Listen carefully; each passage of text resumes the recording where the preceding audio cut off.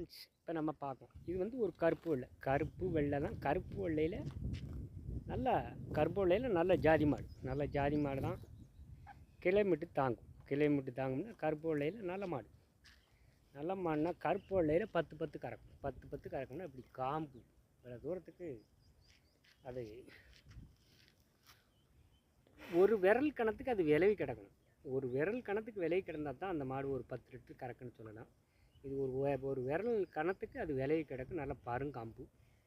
நல்லா பருங்காம்புன்னா அந்த மாடு 10 கறக்கும். 10 கறக்கும்னா காம்பு இப்படி விலகி கிடக்கு. இந்த மாட்டில் ஒரு கணத்துக்கு ஒரு சாணுக்கு ஒரு விரலுக்கு அது விலகி கிடந்தால் அந்த மாடு 10 லிட்டர் கறக்கும்.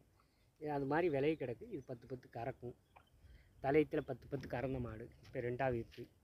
ரெண்டாயிரத்துக்கும்போது 6 பல்லு கிடேரியில் இந்த மாடு ஒரு 10 கறக்க வேண்டிய மாடு. நல்ல மாடு, தரமான மாடு. 10 லிட்டர் கறந்தாலும் கிடேரி மாடு.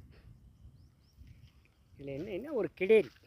இன்னொரு ஈத்துக்கு இந்த ஈத்து போன ஈத்து 10 கறந்து இந்த ஈத்து 1 லிட்டர் கூடுதலாக இருக்கலாம். 10-11 கறக்கும். 10-11 கறந்தாலும் நல்ல தலைச்சட்டு, நல்ல கொம்பு, நல்ல சைடில் வெள்ளை, காலில் 4 கால்லேயே வெள்ளை, மூஞ்சியில் அந்த மாதிரி வெள்ளை, பூராமே நல்ல கலரான மாடு. நல்ல கருப்பு வெள்ளைங்கிறதுக்கு நல்ல ஒரு தோதுவான மாடு. நல்லா சட்டம், நல்ல நெட்டு உயரமான மாடு. நெட்டு உயரம். இது வந்து நெட்டு உயரமான மாடு. நல்ல தூக்கு உயரமான மாடு. நல்ல சட்டம், முதுகு ரெட்டை குறுக்கு, நல்ல கால், நல்ல காது, மண்டை, மூஞ்சி.